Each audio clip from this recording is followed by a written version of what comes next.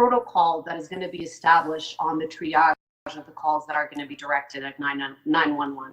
And I do want to thank the mayor for putting forward his motion to look at 911 and even at the feasibility as having that as a non-police city service. Because I think as we rethink public safety and as we create units that respond to safety in a non-police way, I think it is imperative that we look at that and that we establish protocols around the response that we give that clearly have these units as first responders. What we're creating today is a first response unit, and it is important that 911 and the protocols established respond that. The second one is governance. The report actually clearly outlined the different methods that different cities, many like us, that are starting down this process. Some of them, yes, go and look at the CAHOOTS models and use the agencies. Some of them are starting the path that we're starting today. Some of them started a few months earlier than us and did go with a direct service. And so I think it is important that we look at this. This is, for a lot of us cities in North America, we're all looking at this for the first time. There was very few that actually were looking at it before. So I think we're all learning a little bit from each other.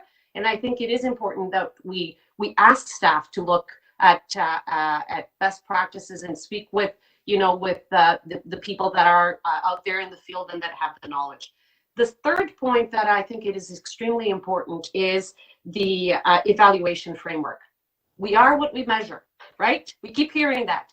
The key performance indicators that we're going to put around this project is going to define what we have as an end product. So it is really important that when that report comes back, that we have an opportunity to look in exactly what staff is going to be measuring to make sure that we get the end result that we all aspired to when we first moved the motion back during the last June.